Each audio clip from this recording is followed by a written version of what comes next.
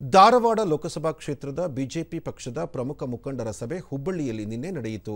ರಾಜ್ಯಸಭಾ ಸದಸ್ಯರು ಹಾಗೂ ಧಾರವಾಡ ಲೋಕಸಭಾ ಕ್ಷೇತ್ರದ ಪ್ರಭಾರಿ ಈರಣ್ಣ ಕಡಾಡಿ ಉದ್ಘಾಟಿಸಿದರು.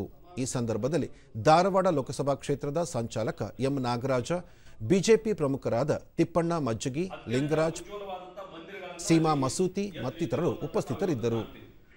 ನಂತರ ಈರಣ್ಣ ಕಡಾಡಿ ಲೋಕಸಭಾ ಚುನಾವಣೆ ಸಮೀಪಿಸುತ್ತಿದ್ದು ಪ್ರಧಾನಿ ನರೇಂದ್ರ ಮೋದಿ ಜಾರಿಗೊಳಿಸಿರುವ ಯೋಜನೆಗಳ ಕುರಿತು ಜನರಲ್ಲಿ ಅರಿವು ಮೂಡಿಸಬೇಕಿದೆ. ಇಂದು ಪ್ರವಾಸೋದ್ಯಮ ವೇಗವಾಗಿ ಬೆಳೆಯುತ್ತಿದೆ. ಇದರ ಜೊತೆಗೆ ಭಾರತ 5ನೇ ಬಲಿಷ್ಠ ಆರ್ಥಿಕತೆಯ ದೇಶವಾಗಿದ್ದು ಮುಂದಿನ ದಿನಗಳಲ್ಲಿ 3ನೇ ಬಲಿಷ್ಠ ಆರ್ಥಿಕತೆಯಾಗುವತ್ತ ಸಾಗಿದೆ ಎಂದು ಹೇಳಿದರು.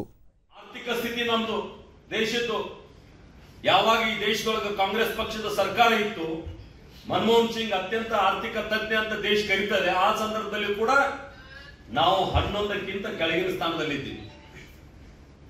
ಇವತ್ತು ಒಳ್ಳೆ ಆಡಳಿತ, ಯಾವುದೇ ಒಬ್ಬ ಮಂತ್ರಿಯ ಮೇಲೂ ಒಂದು ಕಪ್ಪು ಚುಕ್ಕಿಲ್ಲದಂತ ಭ್ರಷ್ಟಾಚಾರ ರಹಿತ ಆಡಳಿತವನ್ನು ಕೊಟ್ಟಿದ್ದರ ಪ್ರತಿಫಲವಾಗಿ ಇವತ್ತು ನಾವು ಜಗತ್ತಿನ ಬಲಿಷ್ಠ ಆರ್ಥಿಕ ರಾಷ್ಟ್ರಗಳಲ್ಲಿ ನಾವು 5ನೇ ಸ್ಥಾನದಲ್ಲಿ ಬಂದಿದ್ದೀವಿ.